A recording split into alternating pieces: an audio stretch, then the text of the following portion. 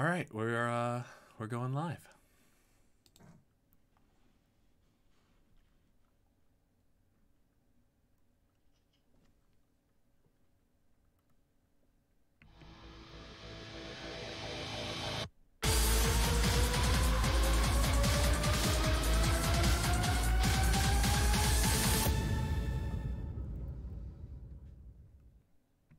What is going on, YouTube? It's your boy, the brain of the mainframe, Niall Scala, and we are here for another amazing episode of Crowdfunding Comics, number 10, the Big 10, with my man, the myth, the legend, my friend, my companion, my amigo, the co-host of my dreams, Mr. Billy Tucci. Billy, how are we doing tonight?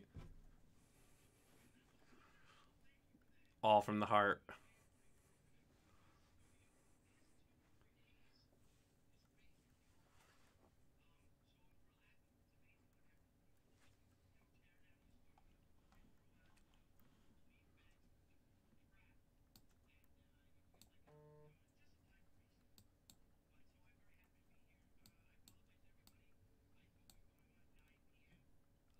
Daylight time, which we have been doing. It looks like that's what we always do, except for I fouled up, so I apologize. But here we are, Niall. Welcome to episode 10. And today, if I dare may say, without sounding, un-PC, we actually do have a 10 today on the show with us. So I'm pretty excited about that.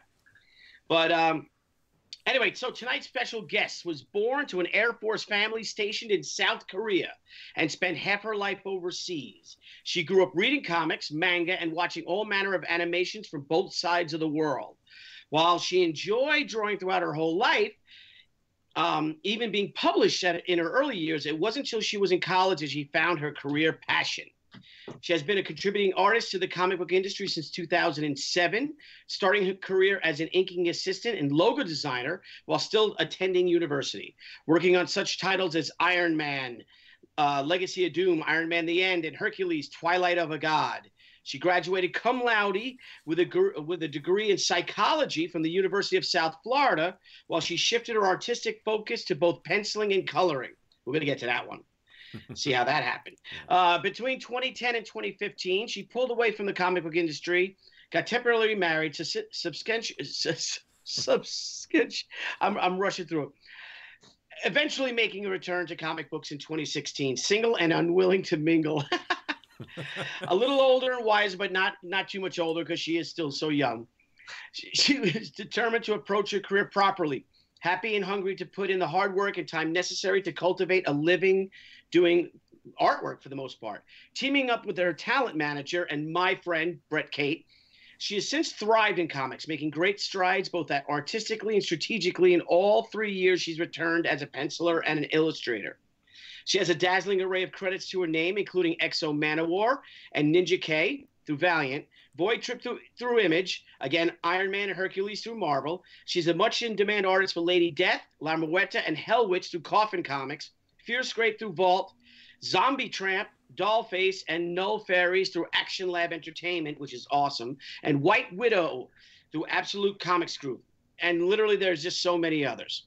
She's the owner and creator of Karnal Sin and the Karnal Confessions series, which you can find on www.karnalconfessions.com. We'll post that up. But anyway, thus it is my and my friend Niall the Brain Scala's great privilege to introduce you to a wonderfully versatile crowdfunding rock star who's not only an artist but also an author, and whose very first Kickstarter campaign, Karnal Confessions, Subject File 01 Origin, has raised almost $47,000 in its first 15 days. So, ladies and gentlemen, without further ado, the amazing, sweet, always around with a smile on her face, Sorah Suhng. Welcome, Sorah. Welcome, Sorah. How are you? I'm good. Feeling a little on blast there. Well, you are. This is our great pleasure to have you on. So, how are you doing this evening? I'm good. Rested and getting over my con crud. So. Oh boy! Oh, don't you hate those con crud? Yeah. You got to get that 99. You know the stuff that kills 99% of the germs. Yeah. But the problem is, it's always that 1% of germs that seems to get you sick. No, I know. wonder why it doesn't kill that 1% of germ. You know, like, well, you got to be terrified of that 1%, that one damn germ that gets through every time. Anyway, so I have to apologize to you for being late. It's all my fault. I didn't realize we were going on at 8 p.m. that we were scheduled for 8 because I am, you know, pretty self-absorbed moron sometimes. But well, let's get to it. Let's get to the question that everyone out there is dying to know. What was your least favorite food as a child? Okay. And do you still hate it or do you love it now? Is that a serious question? Am I meant to answer that? Yeah. You don't have to. Oh. I have the other. I have You're the other obligated. I'm Yeah, obligated. The other one is That could be fine. how many men have you killed? That's the other one. I mean, the list is ever growing, so So you don't have there was no food that you hated as a child? actually, hilariously, I did not like kimchi when I was a kid, which is a huge staple of my Korean peoples. And it wasn't until I was like 9 or 10 that I finally was able to eat it. So. Do you tolerate it now? Or do you love Oh no, it? I love it. I love it. Yeah. Excellent. Well, I know that this is Crowdfunding Comics, and we got a lot of questions regarding Carnal Confessions, but let's start at the beginning. So tell us a little about yourself. Specifically, how did you go from getting a degree in psychology to drawing comics, and were your parents really pissed off about making that decision? I'm convinced my parents are still not like to this day, my parents have no idea how I make a living. So yeah. Like I told them like a week ago, like, oh, my Kickstarter's doing so great, and I gave them the link and everything, and they're like, what is this? Why are people giving you money? No comprehension whatsoever. So I was pretty academically skilled, and I went into college as a sophomore, and I was at FSU, and then the art bug got me, and I met my first mentor, Bob Layton, at a Starbucks that I was working at while I was in school. Wow. And, yeah. It was really random. Like, it's such a cliche. Like, I was discovered at a coffee shop. So, anyway, so he wanted to take me on as an apprentice, and I was like, well, can I do that from afar? And he's like, no. So I had to transfer from Florida State to Tampa at University of South Florida. And I used to have very sketchy lines, so he brought me on as an inking assistant so I could find more confidence in my stroke. And my parents were, I mean, I still finished my degree. I was on scholarship, so I was working full time while I was going to school, but they were not happy about me not going to grad school. So. Now with Bob Layton, if I'm going to jump in here because of my ADD. Did Bob Layton, when he was teaching you to ink, and he's one of the best, and he's legendary for it, but did he tell you to use circle templates when you do the eyes? Did he make a point of you doing that? Because mostly his rules for using templates, which I still use because I agree with the thinking behind it, is that if it's a man-made material or structure, then I should use templates. Yeah. If it's organic in nature, like clothes or skin or whatever, or plants, then it should be freehand. Okay. Because I remember a couple of artists when he was running Valiant would get really upset because he's like, he would just make them ink the eyeballs with circle templates. Really?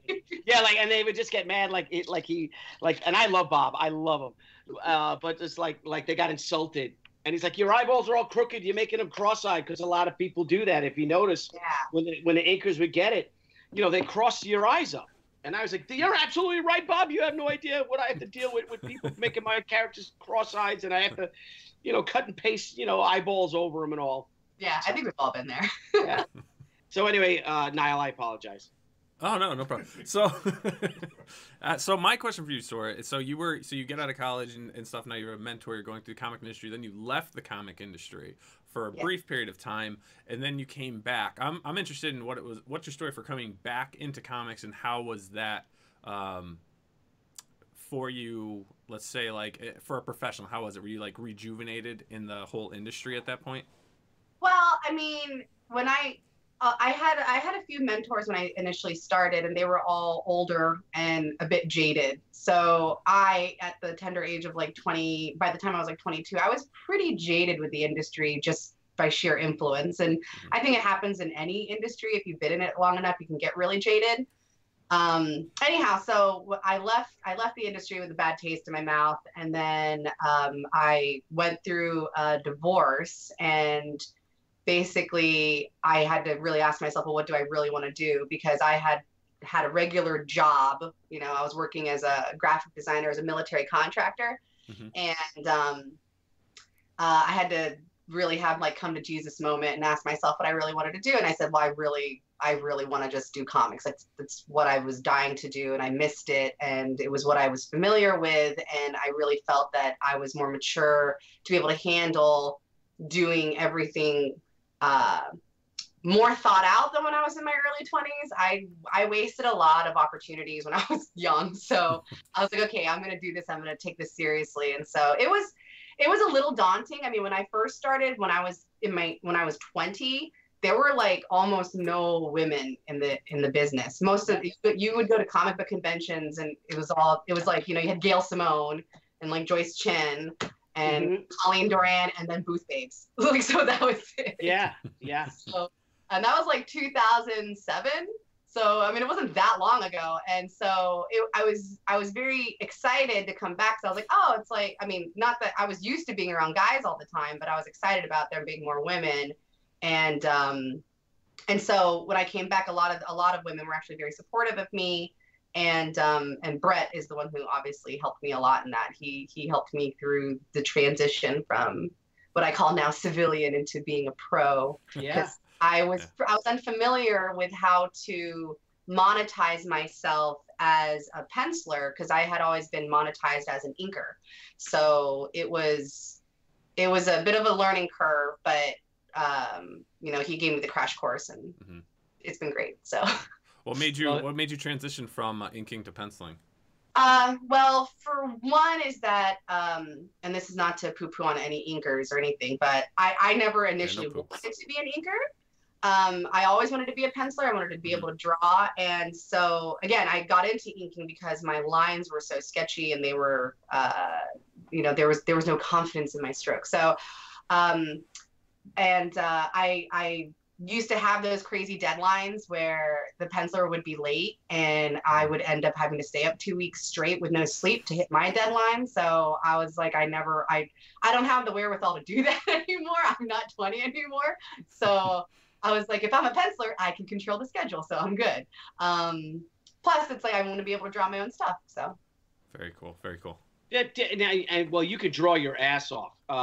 You really can, and I think, and it's a great compliment. I mean, yeah, you're fantastic. But well, you know, did you take like drawing classes? Like, I mean, if you're going through all this, you know, you're a full-time student, you're working at Starbucks, then you start, you know, inking, you know, doing inks with Bob. But how did you learn to draw? Were you always able to draw since you were a little kid? Yeah, you know. My mother is actually incredibly artistic, and she paints and sculpts and draws, and so my sister and I were always kind of the artists in the family along with her, and it was always a hobby of mine, and I just never wanted the rationale when I was in high school. I was like, well, I don't want to turn my hobby into a job because then it'll be stressful. But then people started paying me to draw stuff for them. I was like, oh, this is pretty cool. So, I was like, all right, that sounds fun. But yeah, so it's I never took any formal art classes. The only class that I took that was art related, I took a humanities of the arts course for an elective in college, which was great because that actually taught me a lot about color theory and history. Like I learned about all the, like, why all the older medieval religious paintings and things used, you know, the primary colors because they were representing the Trinity and blah, blah, blah, like all that jazz, like, which was really interesting. But other than that, but I did have mentors. So I guess I didn't take a formal class, but I had mentors. So they did teach me, you know, like Dick Giordano told me, if you can fake the eye, or if you can fake the face and the hands, nobody cares about the rest. So. Well, wow. I got to tell you, because you really, and you have something that makes you stand out is that it's one of the things that makes you, you know, that makes you stand out is just how sensuous the women you draw are. But that's exactly what they are. They're women, you know, now, and I think we've all seen far too many times how exaggerated, stereotypical, and for the most part, you know, poorly women have been drawn in comics, especially over the past 2 decades. So I was wondering, as you being a woman, is that something you took issue with personally? Because there's a lot of, you know, kind of misogyny and just like guys who've never, it seems like half of them never even seen a woman, you know, in her birthday suit or something, you know? Actually, I personally don't have a problem with the way that women are depicted in comics overall. Mm-hmm. I think that it's fantasy, and 2 is that the sensualizing of bodies is, I think, to be expected in this kind of a medium. I'm not, it's like, it doesn't actually irk me. With that said, a lot of times I have definitely drawn some wonky women before, especially Con. Like I drew a Nyx one time and I was distracted and her boobs were like out to here. It was ridiculous. I felt so bad. I felt so bad for the person. I was like, I'm so sorry. Like I'll only charge you half for this. So, but no, it's I don't know. I just like, I don't think there, I mean, obviously with a character like Karnal Sin, I don't think there's anything wrong with sensualizing a woman again, but I think it's contextual. My only issue's ever been context. So I get weirded out when I see somebody like Jubilee with her legs spread and she's all raunchy because it's not contextual to the character. Whereas you can have like a Lady Death and she can be all like dominating and sexy, but it totally makes sense and it totally works because that's Lady Death. Mm-hmm. Yeah, so it's all context for me. Yeah, there's another thing, like I said, it's like you brought up Jubilee. A lot of people didn't even realize that she's supposed to be Japanese, you know, or Asian. So and what I think is what makes you, and you talk about that Dick Giordano told you about the faces, all of your faces are unique, you know, like the women are, you know, they're always, you know, incredibly exquisite, but unlike many of the artists today, they all have their own individual faces. You know, I mean, a lot of artists, let's be honest, they use the same face. Like, so when you draw Lady Death or Hell Witch, you could tell the difference between the two, even though they're both supposed to be, you know, Caucasian type. I think Hell Witch might be part Hispanic too, though. But most guys will try to get, or gals, or most artists today will just try to get away with the same face and just change and use the hair and the costumes to make a difference. You know what I mean? Yeah. And yours, I mean, like, is that something like, okay, this is like, do you have someone in mind when you're drawing that? Do you have a specific model or someone you know, for reference because they do all look different? Well, I appreciate that. I personally actually think I do suffer from same face. Oh, I don't think so. I'm looking. No, I was going through all your stuff today. Not at all. Oh, well, I mean, anytime that I draw a character, I always try to get as much information about that character as possible or know enough. And I tend to listen to mood-setting music. So, like, Lady Death has a lot of rock and sexy rock or whatever. And I think that just kind of elicits a certain look for me. And so, like, Lady Death tends to be like, she's a little bit more elegant. So her face is a little more aquiline and long versus like Captain Marvel, who's a little stockier and she's got a little stronger jaw or whatever. I don't, honestly, this is gonna sound awful, but I don't really put too much thought into it. Like, I just kind of draw it and whatever attitude works, and I'm like, oh, that works. Okay, cool. Like, that's a bad answer. Oh, I think we got a psychological question coming up soon. I'm gonna put that down. Psychology. The psychology of Sorah drawing faces that she doesn't realize that she's making them different. Interesting. I'm sorry, Niall. Please, I apologize to you. Okay. All right. We only got an hour, and I'm sorry. Exactly. So since we've only got an hour, let's get to Karnal Confessions. It's now over $46,500 of its original $5,000 goal. So how does that feel? I'm still in shock, honestly. Like, because, I mean, when Brett and I originally designed the Kickstarter, we were like, okay, one, it was an untested medium because it is an illustrated novel. So we weren't entirely sure how my fans or the general comic book audience, which is our, generic audience, would actually respond to it. So, I mean, I tried to do the legwork initially when I put out the product or when I put out the content. So, I allowed, you could read most of the content for free online. And I pushed it that way to see, okay, if people are interested. And then as the numbers were coming back that people liked it and that a lot of people were waiting for a hard copy, I was like, okay, well, let's do this. So it's been humbling. It's been shocking. Basically, for me, this is my first Kickstarter, and I have a little, as I told you before now, I have a little bit of social anxiety. So for me, it was like, I'm going to throw a big party, and I hope people show up, because otherwise it's like, I'm going to sit there and be like, nobody wants to come to my party. Oh, yeah. So, well, yeah. Yeah, so that's really how I felt about it. And so once we got past the initial 5,000, I was like, okay, so we can make the book happen. Yay. And then it was about 15,000 that I was like, okay, people are coming to my party, and now I don't care. Whatever happens is cool. So. And then when you saw 40,000. Yeah, I'm still like, I'm honest, like, it's not sunk in. And the one thing I keep looking at is the number of backers, because I'm like, holy crap, that's a lot of packages I got to put together. Yeah. Oh yeah, you got over 500 of them. You got like 580. Yeah, 584 backers currently, and you still have 14 days to go. Yeah, you got a lot. So for our viewers out there, make sure to head over. The links in the comments. Head over to the page now, and let's see if we can make that number go up a little further tonight.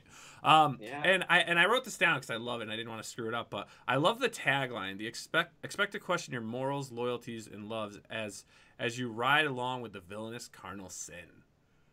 Okay, full disclosure, Brett wrote that. Brett, you magical man. I love that. You madman, you. He's a mad baby. What deep down? What? Let me get close for this. Deep down, what worked to get that there, Brett? What inner you created that? What kind of carnal sin? Yes. Tell us, Brett. Tell us all. Go This is not about me. Oh, Alex said psychology one more time. That's another one. We can add some. Okay, so all right, I'll get back on track. So who is Karnal Sin, and what kind of insight can you give us regarding the illustrated novel that is up on Kickstarter?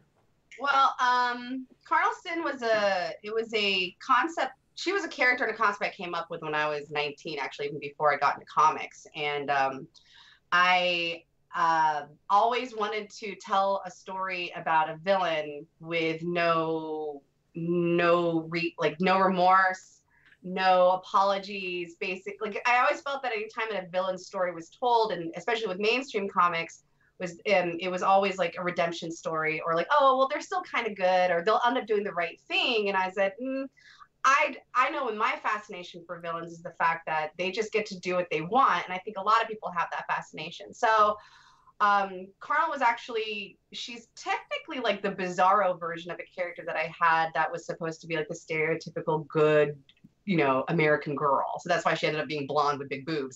So like, blonde hair, blue eyes, big boobs, all that jazz. So I ended up making Karnal as, the antithesis to that. So, okay, well, if she's the anti-good girl, then what would she be? And it's like, okay, well, she'd be very sexualized. And again, at the time in what, 2006, 2007, no, more like 2005, 2006, the social standing for women's sexuality was very different. And so at the time, it was very, avant-garde to have this like hypersexual character that was still a seriously taken character. And I felt that now, given the I guess the social political climate, especially for women, I was like, okay, well, now it's not as bizarre. Now it's not as avant-garde. I can actually bring this out and tell an interesting story while not necessarily shame. Like there's no shame behind it.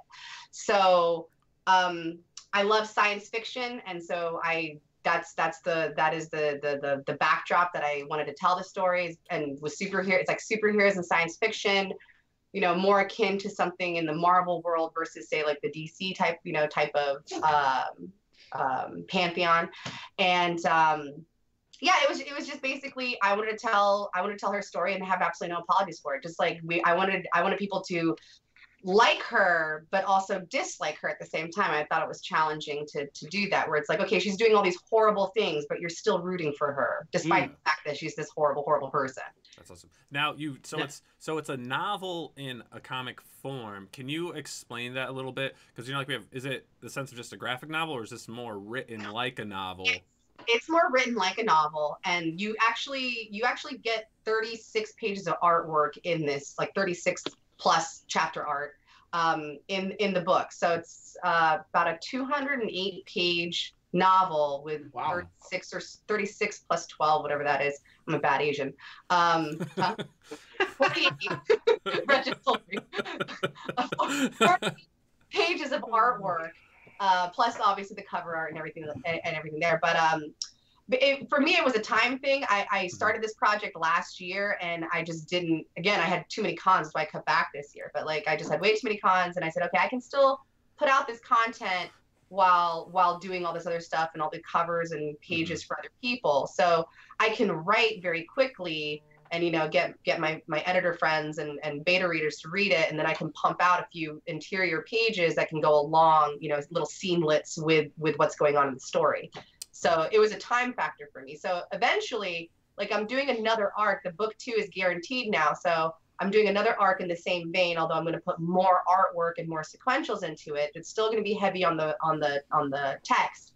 And then if everything goes the way that we want, that will transition into an actual graphic novel. So that'll be cool. Very cool. So, guys, what we're going to do is we're going to just head over to a quick video. We're going to premiere, well, not premiere, but at least premiere on our show, the video for Sorah's Karnal Confessions Kickstarter video. So let's all check that out.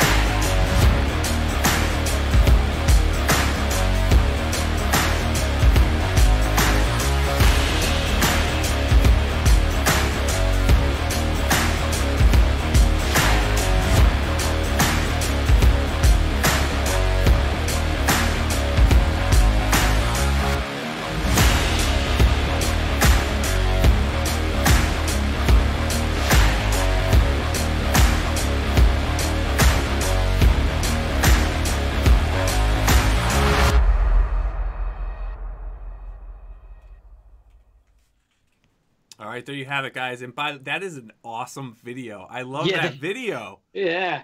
I mean, oh my gosh. I mean, I see that you were looking for $5,000, but that's one of the best Kickstarter videos or crowdfunding videos I've ever seen. How much did that cost? I mean, it wasn't bad, actually. I should give a shout out to Lacey Barker, who made the video for me. Awesome. Here, Lacey. So I see you were looking for $5,000, and you literally blew that away. I mean, in hours. I mean, but why that number? Like, and was it enough, or did you take a risk knowing you actually needed more, but you wanted to ask for less so you get the guarantee? You know, because that's what we did with Zombie Samba. We asked for a specific number, but we were like, oh man, we really need about 25 of this. You know, yeah, you know, it was calculated. It it was definitely, we would be eating a little bit of the cost if we just crossed the finish line of 5,000, but we figured for a 200+ page book that if it resonated with people, that people wouldn't balk at the $5,000 number. So yeah, definitely blew past that. That's why I was like, okay, once it passed a certain number, I was like, okay, we're good. Like, it's fine. Like, now we can cover all the costs and everything will be okay. And then it never stopped. Yeah, I know. basically. And hopefully it doesn't stop. So yeah. now so what made you, so this is your first Kickstarter. What actually made you say, all right, roll up your sleeves and say, all right, I'm going for this Kickstarter thing? I'm actually going to just tag something else on that real quick too, is so what made you go with Kickstarter, and also have you looked into and or considered Indiegogo?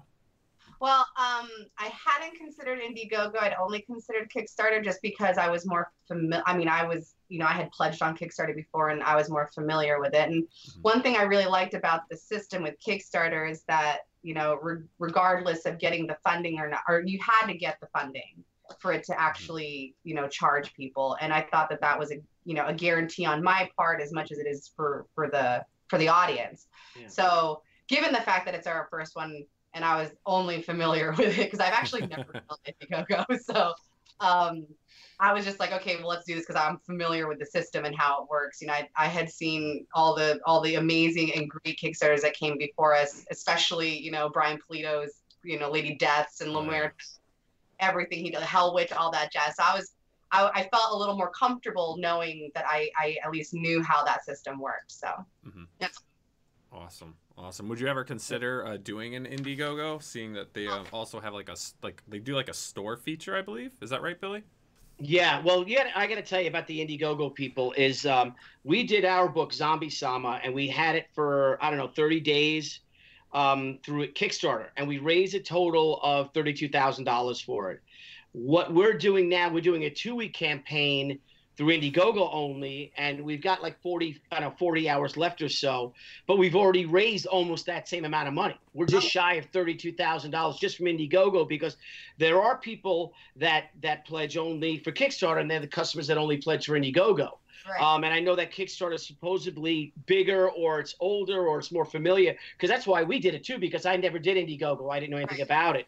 But oh my God, the Indiegogo fans, like, you call them, Centurions, or, I call my Tucci troopers. And, I talked to Brian about the Kickstarter, then I spoke to Ethan Van Sciver about the Indiegogo, and it's unbelievable how vested the Indiegogo fans are as well. So, but they're great, and they spread it and they share it, and it's amazing. I mean, they've won me over, but I think that you should definitely, when this campaign is over, and you collect all the money and everything, so you don't piss off Kickstarter in any way, shape, or form. But I would definitely go with Indiegogo.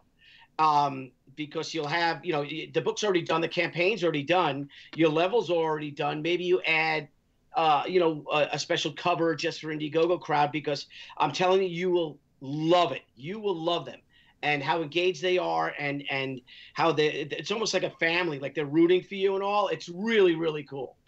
This is not a sponsorship. Yes, not a sponsorship. No, I'm not a sponsorship. Yeah, Well, you'll have to talk to Brett, because he's the one handling all. All right, Brett, I'll give you a call. You got to do that. You'll probably make the same amount of money. I'm serious. You know what I mean? You got what do you got to lose? You have nothing to lose, and it'll give you that time, because you still have to finish the book. You've got to get it printed. So what's an extra 30 days? I would definitely do it. I would do it. That's true. So we'll look into it. I haven't looked into it at all. So okay. So are you a woman that believes in fate? Now, were there signs growing up that I know you liked comics like we all did, but were there signs around, or anything that was always percolating within you before you got to college, that you actually wanted to write and draw, and specifically write and draw a novel? Is that something you've always wanted to do? Did you always want to write a novel, even when you were pursuing your, psychology career? No, actually, in fact, I didn't even realize I was writing a novel until I was about 4 chapters into this thing, because initially when I pitched the idea, I'm going to do this thing and provide it for free online to Brett, I was like, yeah, I can pump out like up to 15 pages a month, like of text. Like, I can do a chapter a month. That'll be fine. Like, I didn't really think about it until we started to have serious conversations about doing a Kickstarter and having a physical book. And I did the math. I was like, okay, well, if each chapter is roughly 14 page, for anywhere depending, but we'll average it to 13 or 14 pages. I'm like, holy crap, that's almost a 200-page book. Yeah. Oh, wow. So I quite literally accidentally wrote a novel, not realize. I just really didn't realize I was doing it. So it was never a goal for me to write a novel. I'd always been a gamer when I was younger, and I was always a role player. So I wrote a lot creatively in games on, MMORPGs and text-based RPGs and stuff. So I always was creating characters and writing backstories and, interacting with people. But I didn't really think that I was going to necessarily do anything with it. Actually, it wasn't until I was when I got into comics that I started to have a better appreciation for story content versus just the art. Because initially I wanted to draw pretty people. Like I was like, I want to draw. That's what I want to do. And actually it was Dick Giordano. He was the one who said, he's like, artists are always a slave to the story. And so taking his words and putting the story onto a pedestal like that, I started to have a deeper appreciation of the storytelling aspect. So I wanted to be doing interiors, and I wanted to be more on the creative process. And I guess like Bob, he was always a co-plotter, and he was always part of the story process. And so I kind of took that and ran with it, where it's like I want to always, even if I'm just the penciler on a book, I always want to be more involved than some other pencilers. Like I want to be more involved in the process of writing and the storytelling. Sure. Now, if I may, Niall, just interrupt you real quick. We've got 18 likes out there. There are a whole bunch of people watching. Can we give Sorah a like, please, out there? Break your hearts. Our crowdfunding comics crusaders out there. Would you guys mind doing that? So, and also subscribe to the page. It's fun. So I just had to say, because everyone's watching and no one's subscribing. I mean, or no one's liking. I'm going to hit the like button, actually. Because I'm watching from my own channel. So boom, I'm number 19. So I apologize. There you go, Niall. All right. So we've got before we get into some kind of like advice questions and things as part of the next segment of the show, I'm gonna head over to our desktop view, and I want to just talk about some of the talent that you recruited for some covers and stuff. Who do you have on this project? You scroll all the way down. Like literally the bottom of the images, that's why I have like the whole thing. But I mean, I was very, very lucky. I have a really great supportive circle of artists and creators who have been just sweethearts, and they've been very giving, and I'm incredibly grateful and eternally in their debt. But I've got like on the book itself, I'm writing and drawing it. Kate Colors is my colorist, and she's coloring the whole monster pages. And then we have there's Sonia Mattis, Bill McKay, Linda Sajic, Richard Ortiz, Ryan Kincaid, Mike DeBalfo. I mean, we have Elias Chasalides, Michael Dooney. I was just like, there he goes. There's Bill McKay. There's Ryan's. Yeah. Sanju. I don't know how to say his last name. I'm going to butcher it. I'm so sorry, Sanju. But Nivangune. He's the colorist on it. And then Jen Broomall, which I love hers right there. It's so pretty. She's fantastic. We want to get Jen on as well. Yeah, she's awesome. She really is. I love them. Both her and Shane. They're just really great people. Fun people. They're wonderful. Yeah. Oh, Jason Metcalf too. Jason Metcalf. Yeah. Oh, nice. You got Jason Metcalf too? I love his work. Yeah, he's fantastic. Yeah, and that's Adelso Corona, and then there's another Sonia piece. So, but that's just the black bag. And perfume. Yeah. Is there cologne? No, it's just perfume. Tell us how you got that. Yes. How did you do that? So, one of my best friends, who also actually is editing the book for me, JT Seams, she has a perfumery called Immortal Perfumes. And so I was visiting with her and telling her about this project, and I was telling her how I was getting a lot of feedback from the female side of the readers. And because initially when I came up with this idea, I thought like, okay, this will be a relatively easy sell for dudes because it's a hot blonde and she's like in a dominatrix outfit. It's a relatively easy sell. And I thought that I'd have to work a little harder to get the female audience on board. Mm-hmm. And actually, the women were responding enthusiastically to her because I, kind of accidentally created a female power fantasy, and so a lot of women were telling me like, I want to be her. And so I was like, okay, so how can we use that? How can we use that feeling and turn it into something where they can more embody her or, emulate her, and, barring building custom costumes, which would be way cost prohibitive and like insane. Yeah.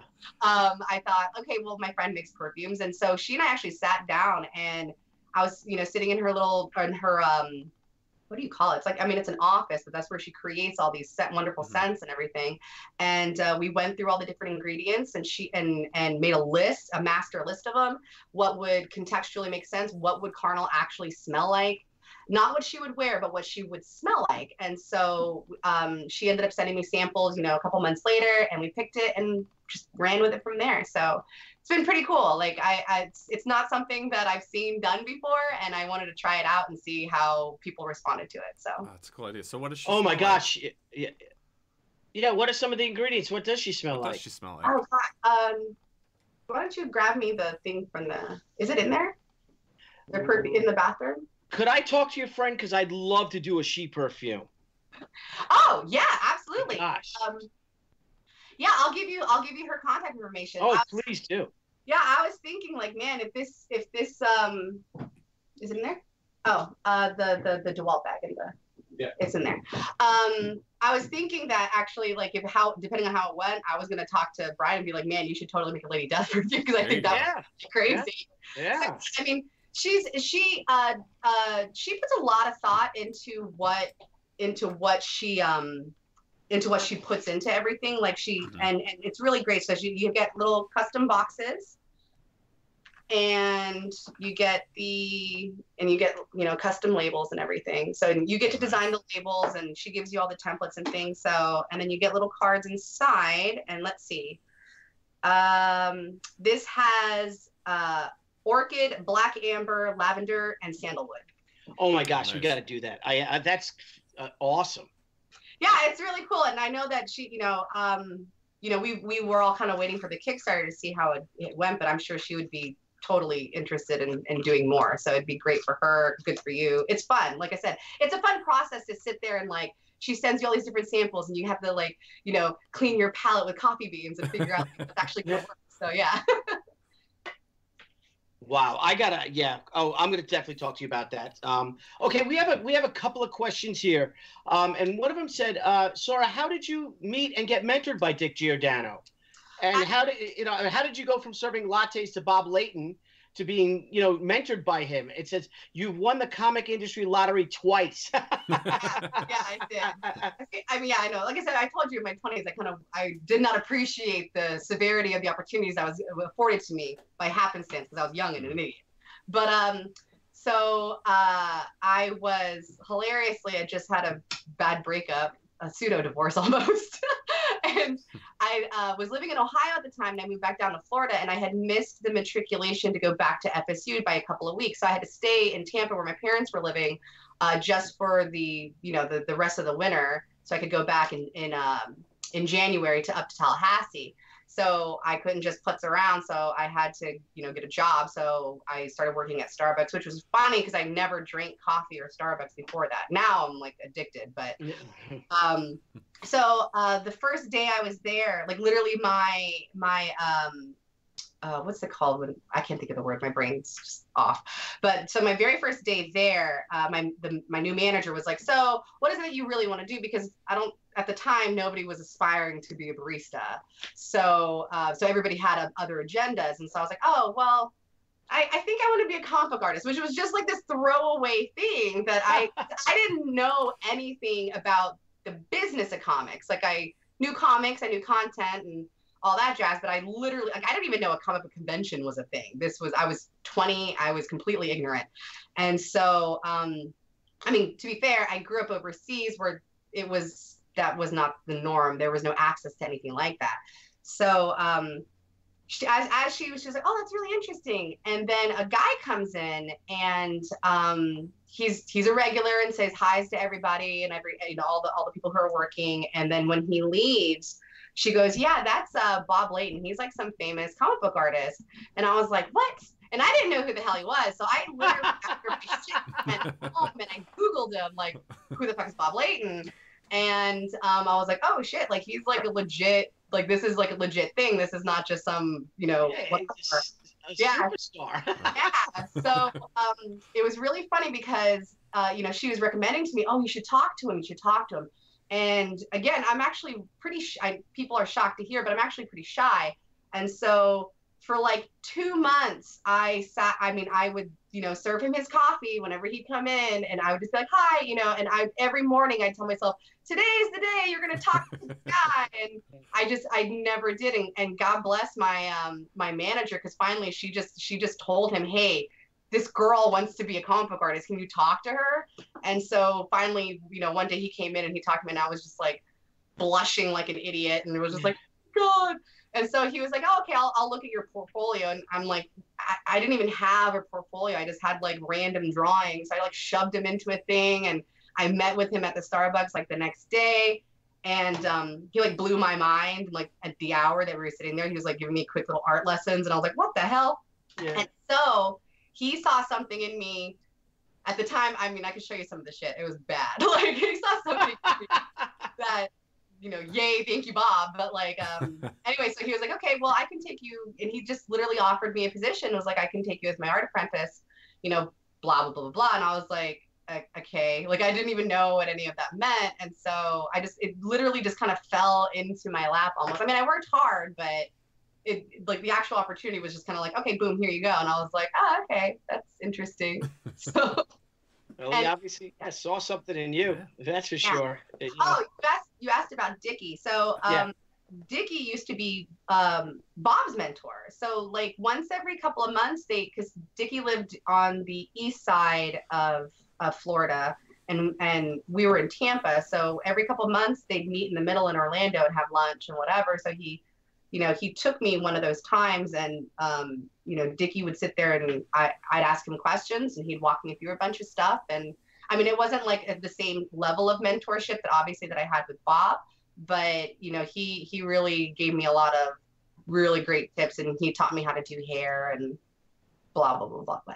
Tell me you have Dickie's. Oh yeah, and I actually have inherited Dickie's art table. Really? Oh wow! Awesome. Yeah. So. Wow, what an honor. Yeah. It's called Excalibur, and I'm not allowed to ever sell it. You can't sell Excalibur. Is it engraved? No.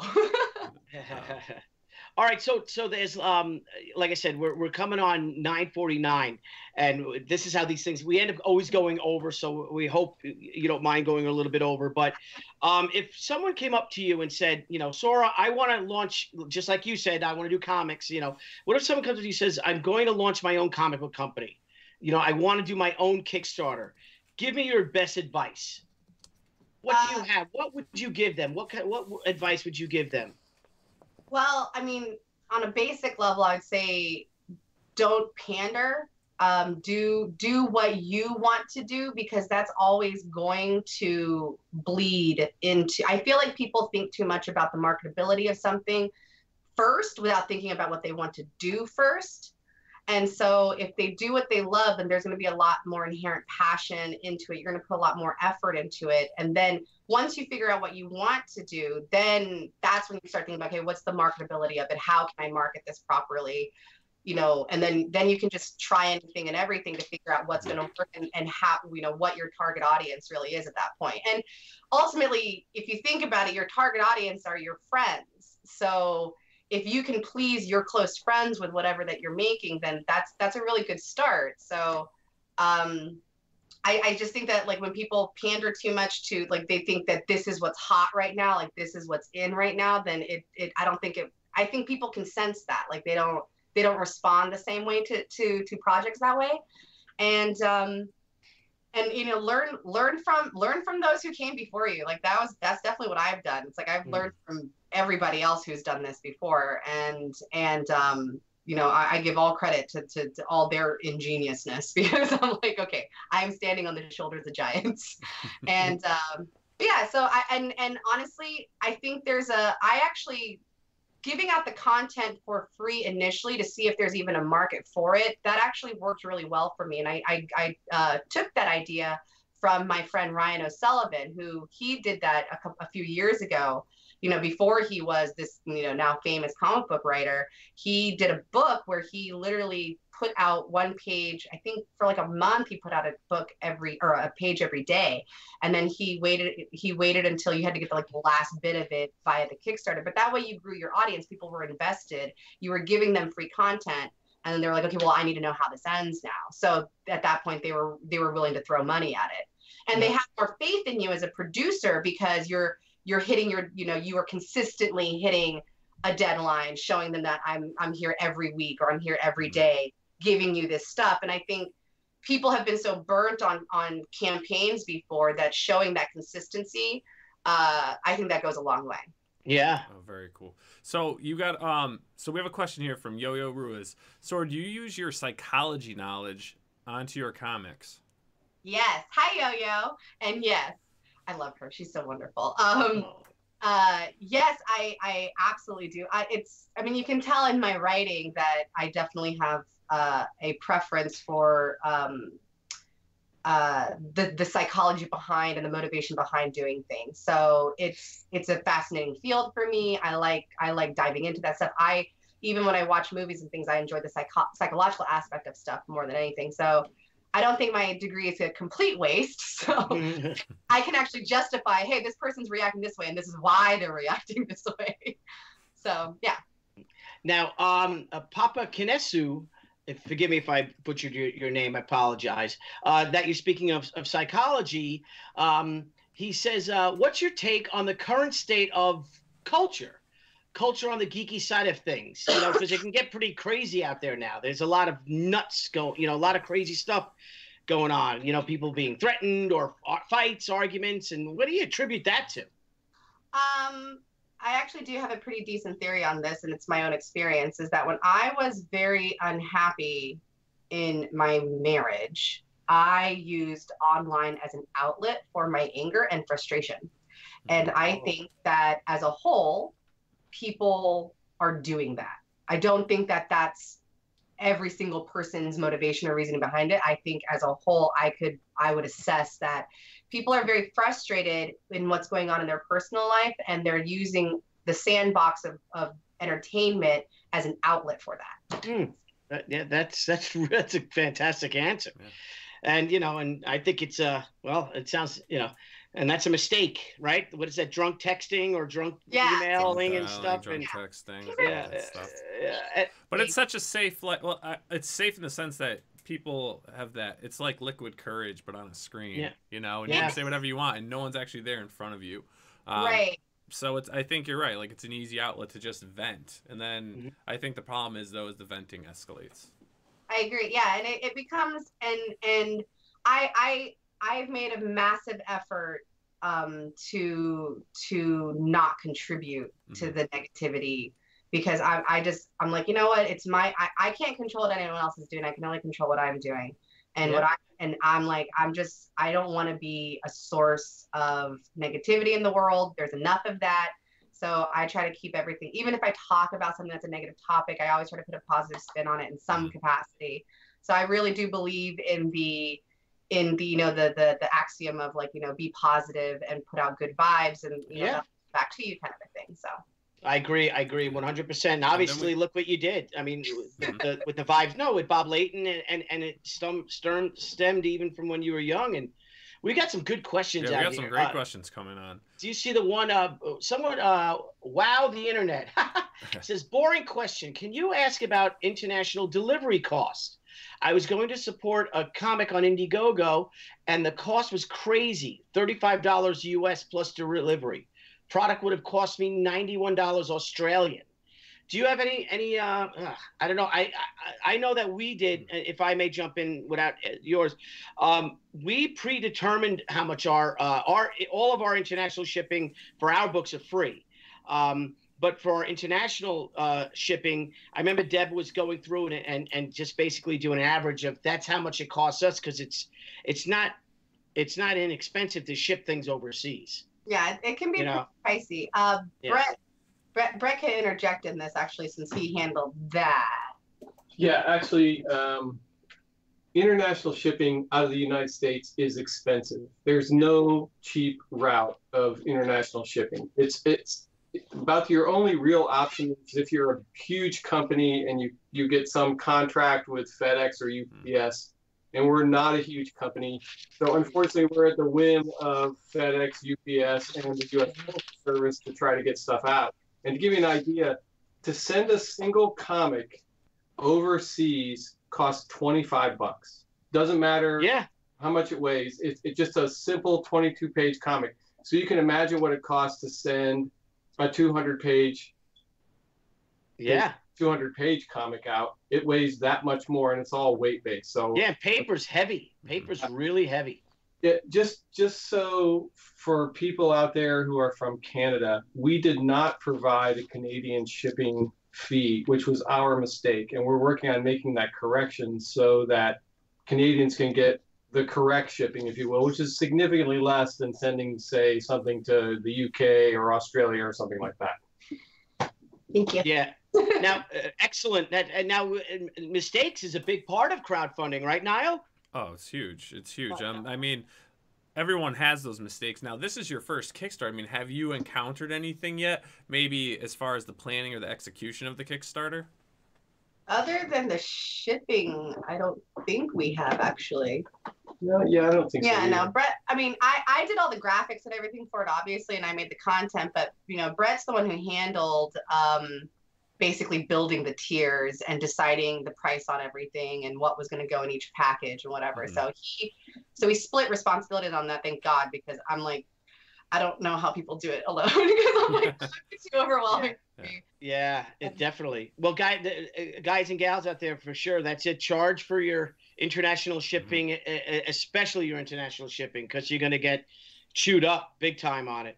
Now, we had Kylie Knight wants to know, Sorah, do you have any tips for aspiring comic artists for getting their work out there and seen, especially if they can't attend cons? Yeah, actually, believe it or not, before I came back to comics full time, I could not get a commission. It's a really funny story. My friends laugh at me. And actually, Vince Hernandez was the one who recommended to me. He's like, one, raise your prices, because there is that. Because I was only charging like $50 for an 11x17 pencil drawing, and he was like, raise your prices, because there's that sense of like value, and people see it and see the price, and they're like, oh, this is more valuable. So there's that. And then I actually wasn't attending a lot of conventions, and it was literally just taking commissions and posting works in progress and posting and tagging the hell out of everything. But also there was a shift in my audience because I started to just draw what I wanted to draw. So I started drawing things like steampunk Disney nonsense, and then I started drawing Beefcake, and like it. And to be fair, the Beefcake was a little more calculated on my part, because I was like, okay, everybody can draw Spider-Man. Everybody can draw Mary Jane. I was like, and everybody does draw Spider-Man and Mary Jane, but what are they not drawing? And I was like, well, they're not drawing scantily clad men for ladies. So I was like, I'm going to draw some scantily clad men for the ladies. And it brought me some attention initially. I mean, obviously I don't do a lot of that now. I still love to do it, and there's definitely Beefcake in the book. But I just thought that, you know, that was something that I could make unique to me, was that I could bring that little extra something that differentiated me from, because there's just, I mean, with the internet, there's just millions of artists and, you know, billions of avenues, and there's artists who have never worked for Marvel or DC, but they have like, you know, a gajillion Instagram followers, and they make a great living, right? So it's like, it's just, you know, finding what it is that you really like to do and just passionately pursuing that. I mean, that sounds trite, but I really genuinely believe that if audiences, fans can read when you really like to do something, they can. Yeah. And enthusiasm is contagious, that's for sure. Okay, so let's see where. Someone has a pretty interesting idea. It says, the mob seat. Can someone can some of the comics be printed in Europe for distribution over there? That's not a bad idea to find a European printer. I mean, you've got to know, it's, you know, it's pretty tough being out here, but it's probably cheaper if you get it done there. But then you're going to need someone to ship those books from you're going to need someone at the printing house to do that. And that's a full-time job, right? I mean, if you've got, right now, you've got 580 plus backers. That's a lot of packages. That's a lot of books going out. And what people don't understand, too, is how expensive shipping is. I mean, you've got to buy those boxes. You got to buy bubble wrap, bags, boards, all that. I mean, I was talking to Ethan Van Sciver that even though with his Cyber Frog, he's way up there, you know, $800,000. But before he started this extension campaign, his shipping costs alone were from his initial $560,000. It was over $100,000 just for shipping. Yeah, that's shipping. It's expensive.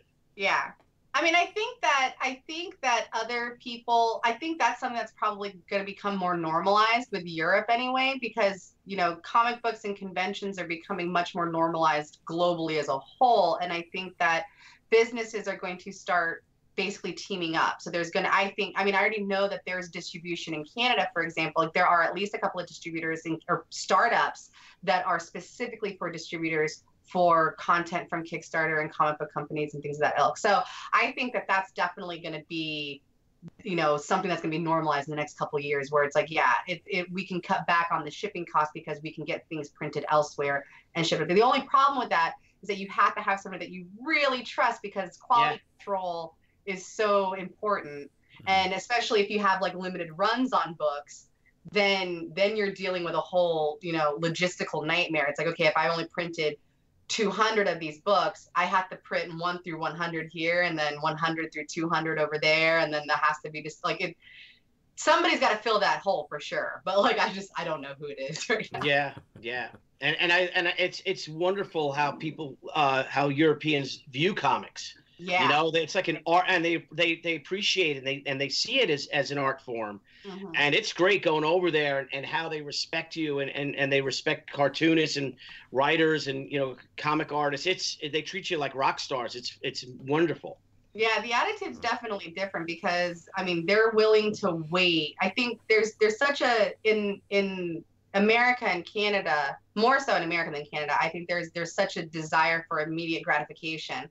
Whereas in Europe, there's definitely an attitude of the, you know, I will wait for greatness kind of a thing. So I know some people, they'll wait a year between issues if that issue is going to be this glorious, majestic piece of artwork that's like, you know, 200-page thick, massive art tome. Yeah. Yeah. And they look amazing. So, hey, now, do you think yeah, sorry. I want to just say, there's a good question. Christopher Moonlight Productions. I'm trying to figure out how adult, he says, this comic book is going to be. Can you elaborate? This particular, there is sex in this issue, just warning. But I tend to approach everything from again, contextual. Does it serve the story? And all the artwork depicting anything of that ilk is very tastefully done. It's not what I don't think there's a with you know, pornography or whatever. I'm a fan. I like erotica. It's totally fine. But for this, you're cool with it? I'm cool with it. So I wanted it to be accessible. And so I wanted things to be more sensual than they were sexual, if that makes any sense. Like there's a distinction there that I know a lot of guys tend to struggle with the distinction between that. But if, you know, there's a sensuality in something versus, again, it's like the difference between reading a porn script and then reading, say, a romance novel. There's still sex in both of them. It's just the approach is different. With that said, the next book is definitely going to be saucier. I intentionally was trying to ease everybody into the concepts and the character and going, okay, now let's crank this to 11 in the next one. So the next is definitely... You're prepping everyone. Yeah. Yeah, prepping. This is the lube for the rest of the story. There you go. This is the fluffer. Yeah, this is the fluffer. But I do want to say that you know, there might be, you know, way down the line, because again, the story might call for it. There might be quote unquote nudity in terms of like the cover stuff, but it's never going to be like. And again, I have no personal problems with nudity on books. It's just that I try to follow the J. Scott Campbell rule of thumb, which is try to keep everything PG-13 because you're going to have a wider audience then. Mm-hmm. So the covers that I get from artists and the covers that I'll do myself, it's like things will be, you know, teasers, but you're never really going to ever see, you know, Tay's out kind of a thing. Like that's just not how I'm rolling with this particular project. So again, I have obviously there's nudity and sex in the book. I just have, you know, I want this book to be able to be on a shelf and it's fine. Like, yeah. Right. Yeah. Right. Well, what do you say we get down to some fun questions now? So one of my fun questions for you is, when you're at a convention, who do you fangirl over? Like, who do you see at a convention like, oh my God, he or she's here, and like you start do you freak out? Do you get excited, or do you find a way to meet them? Actually, I lost a lot. I mean, because I've been in this industry since I was 20, mm-hmm. And I used to fangirl like ridiculous. I fangirled on you, Billy, when I first met you. I mean, what? Yeah, I did too. We hung out. We got to look like peas and carrots. You know? But right now it's like I'm a little, you know, sure-footed and everything. The only person that I actually still, and I have to talk to him about it, that I fangirl out, because I clam up because of my anxiety and that I get shy, is actually, and I work for him, is Brian Polito. I like don't ever know what to say around him. I'm always like, hi, like that's so great, awesome. But I'm trying to think. Yeah, because again, my entry into the industry was really weird. I mean, I went to a Marvel party the first year that I was working for Bob at New York Comic Con, and I got to sit there and share a beer with Joe Quesada. Like it's like, and I didn't really appreciate who the hell he was at the time. So I've had a weird path. Like I had a lot of exposure early on, and so now it's like, oh, okay, I can be a little bit more relaxed. But yeah, Brian is definitely one that I have a problem where I fangirl out and quietly, you know, scream internally. Yeah, he's one of the greats. Awesome. He really is. I like to tell him I'm the kid brother he never wanted. So, okay, so this is probably a real, you know, unicorn question, but you're told by Brett this weekend that you cannot work on anything comic related. You could do whatever you want, but it can't involve comics. So what are your weekend plans? What are you doing? That's a really hard question because literally I work on. I know. 24/7. What do you want to do? House shopping.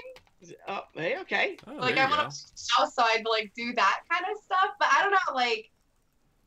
Well, I mean, oh no, see, because even the stuff that I want to do is still like I got a Mobile Studio Pro and I haven't really played around with it properly, and I want to do that, but that's still comic related. So. Yes, it is. It is still comic. So go house shopping. Yeah. Go hang out with the bourgeoisie and the swells. Yeah, if I had free time, I'd still be playing video games. I miss playing video games. I know, me too. Me too. Yeah. Now, actually though, when you were talking about like the house stuff, I remember seeing, was it this past like holiday season, Christmas holiday season? Do you guys do decorating, or do you do decorating? Yeah. So Brett has a business in Northern Virginia where he does commercial holiday decorating. So I help him out with that, and cool. It's a lot of fun. So I really like decorating. He really likes decorating. So of course for like Christmas and things, we like lose our minds and decorate the hell out of the house. So like it's bad. Like we spend way too much money doing it. But yeah, so it's cool because we get to put up these massive, huge trees. I mean, you know, different commercial buildings have different budgets. We do a lot of country clubs, so they have a lot of money to throw at it. So like one of the country clubs has, how tall is the tree? The skinny one, the tall, 16 feet tall tree. Wow. Yeah, literally, like we have to get guys like on ladders, and we have to throw the ornaments up to them, and tell them where to place it because it's so huge. Like, but yeah, it's fun. Cool. I just had to ask that because I was like, I remember seeing that, and I was like, what are they doing? Yeah, I pick I a love theme. Christmas. I pick a theme for the house every year. This last year we had a Victorian rose gold, and before that we had a tuxedo theme. So I think this year we're doing like a woodland theme. So everything's going to be nice. Yeah, all outdoorsy, whatever. We're actually gonna have a live tree, which I'm not a fan of. Oh God, you gotta have a live tree. No, I like the fake trees. Fake tree. Oh God. Fake tree. Fake trees. Fake trees around. Fake trees for everyone. Everyone's getting a fake tree. Are your trees white? Is your tree white, Niall? No, it's green. My tree's white. We had a white Christmas tree. I have a green tree in the living room, and then in the front we have a huge, I don't even know what you call it. We have a massive window, so in that one I put this. It's like it's a green tree, but it has like simulated snow and stuff on it with the white lights. It's called a flocked tree. Yeah, one of those. A flock tree. So is it standing? Is it inside or outside? It's inside. Okay, so what my wife does, we always get a real tree, but then she goes to like Walmart or Kmart and gets the plastic snow, and that's her secret, and she throws it on top of the tree. And it looks beautiful. It looks awesome. So, but all right. So I'll get back on track now. So we've got one Kickstarter going on right now, and that's going to come to an end in 14 days. What do we have going on in the future? Anything coming up?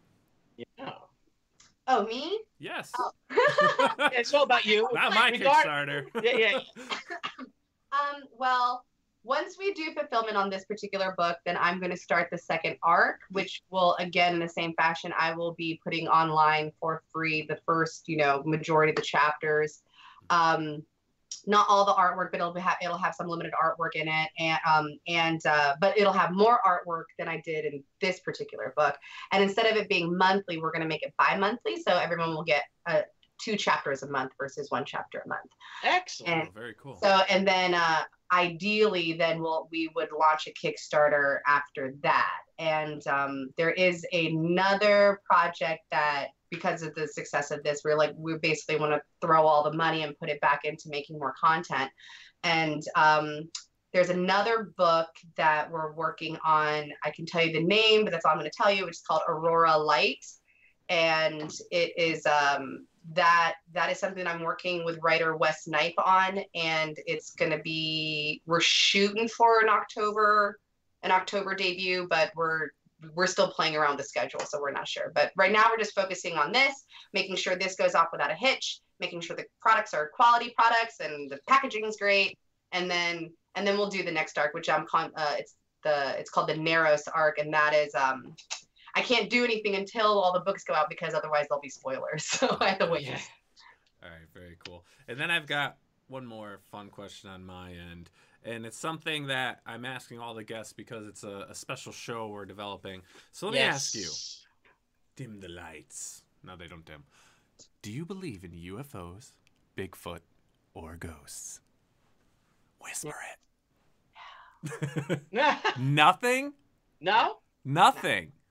No. Wow. Okay. This was a great show, everyone. Thanks. Bye. Here's my argument against ghosts, and I have to credit some Reddit person who posted this, is that everyone who sees a ghost sees some Victorian era ghost. And it's like, why is there never like some circa 2003 emo ghost who like slit their own wrist kind of a thing, going like, oh, my life is pain. Like, it's never that. It's always from the 1800s. So I just find that suspect. And then UFOs, I'm a huge fan of astrophysics, and I think that the statistical likelihood of other beings having visited and interacted to a degree that we as mere idiot mortals would know is pretty low.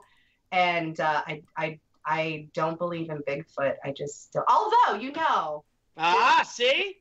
There is, well, I'm saying there is a large ape, I think, in near the, is it Misawa? That's the northern part of Japan. Am I thinking right? Is that Hokkaido? It's like the Misawa. It's the part that's closest to Russia. There's like like a natural, it's documented, large ape that's like almost man-sized in that area, if I remember correctly. So I could be wrong. Scientifically documented? Yeah. Or just like Bigfoot in northern Japan? No. It's like these are actual creatures and everything. But the thing is that I keep myself. I don't believe in it, but I also know that I'm not the final say on things. I could be wrong. So. All right. Well, what about the Loch Ness Monster? The mob seat wants to know.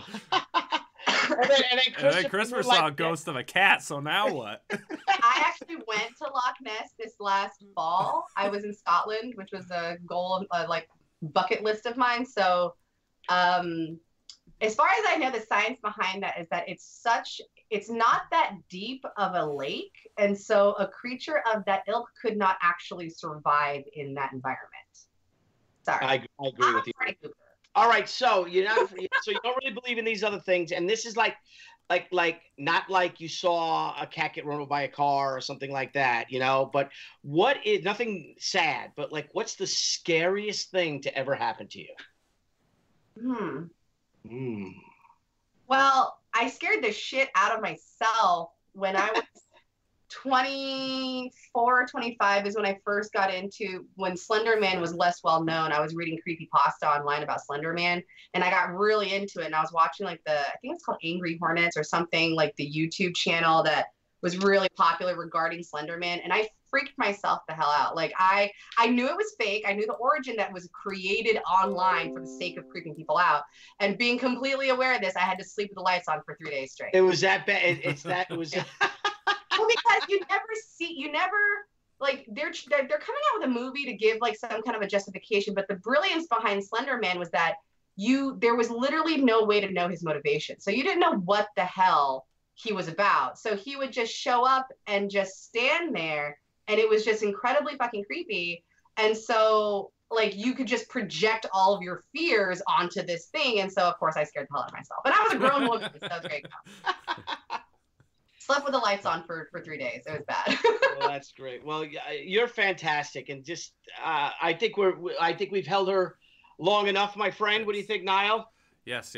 So we should get on to our crowdfunding call-outs. Yeah. So if you don't mind sticking on for a second, every episode we do a crowdfunding call-out to someone with a new Kickstarter or Indiegogo, and take it away, my friend. All right. So tonight's first crowdfunding comics call-out goes to.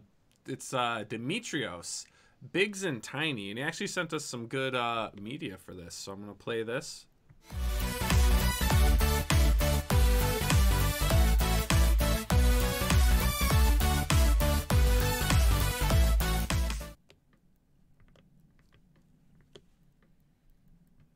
And then here's his Kickstarter page for you guys. So if you get a chance, head over to Kickstarter and check out Biggs and Tiny #1.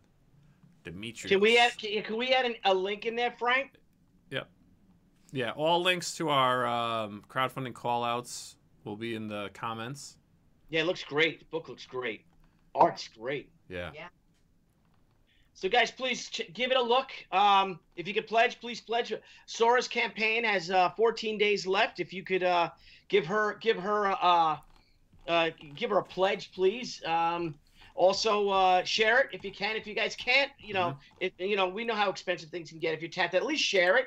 She's one of the most dynamic creators out there, and she is just a true, just the real deal. And it's been a real privilege being with you, Sorah. I miss you. I haven't seen either of you guys in, I don't know, like 2 years it seems. And just the best of luck with you. And what was that? It's been a while since we've seen you. It has. So we have one more call out. Okay. This is a gentleman by the name of Matt emailed me and sent this over, and since I'm a fan of video games, and I don't really play much now, but it's still in my heart. He sent over this. His friend Scott R. Schmidt, his book Final Street Neon District. So we're gonna play the video real quick. And this goes out really definitely a Street Fighter inspired. I don't know if you ever got into that, Sor. Yeah. I was going to say, this is definitely a Street Fighter. Yeah. Oh, I like that.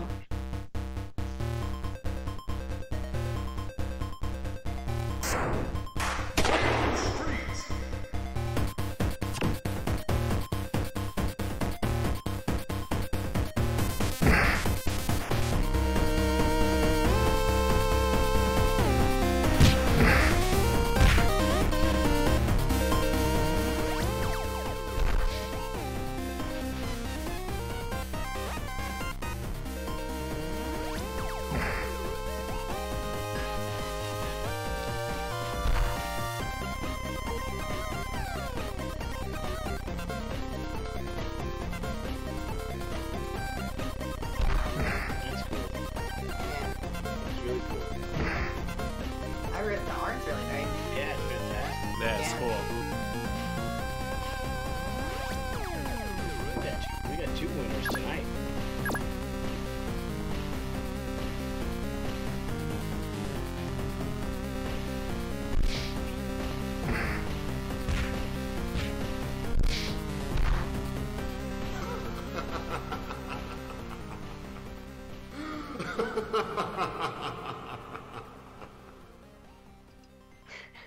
All right, there you have it, guys. That's such a great video. Oh my god. It's an awesome video. I'm like, oh my gosh, this is great. I love that whole digital. Yeah. So there you have it, guys, and Matt Harsha, who's actually been viewing tonight. I'm sorry, Matt. I couldn't remember your last name, and I didn't want to pull up my email live with everyone here. Yeah, it looks great. Thanks again. Looks fantastic. Yeah, Demetria and both of you guys' books look fantastic. We're getting so many of them. Please keep sending them to us. We've got people who've been sending them to us for about 4 weeks now, so we're getting caught up.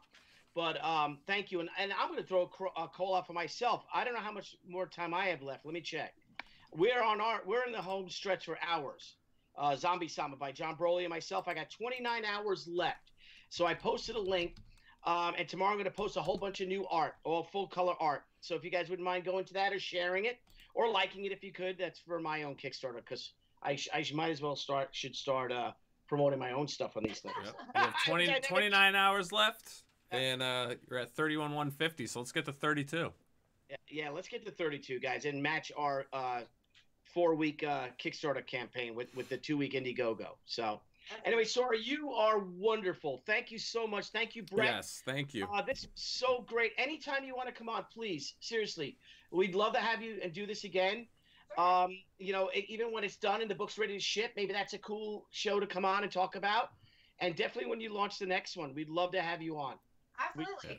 We think the moon of you, and I hope you know that. All right, guys. Thank you for tuning in tonight. Remember to subscribe to the channel, share the channel, like. Make sure to check out Sorah and all of her great things she has going on. Her websites or links are in the description. Make sure to head over and help support both of these wonderful projects that are going on with Sorah's Carnal Confessions and Billy's Zombie Sama. We've only got 29 hours left there, and we got 14 days left with Sorah's. So let's push for it. Let's make both these project record breakers for both of these fine, wonderful, magnificent creators. And I want to know, and I'm getting paid good money to say all this. No, I'm joking. And are your parents proud of you now? They don't understand. I gotta get on the phone with them and explain to them, I think. I don't know. So. All right, everyone. Thanks again. Sorah, thank you so much for being on the show. Billy, as always, it's a pleasure, my friend. And Brett in the background, thanks for popping in with that lovely voice. All right, everyone. Have a good night. Good night, guys. See ya.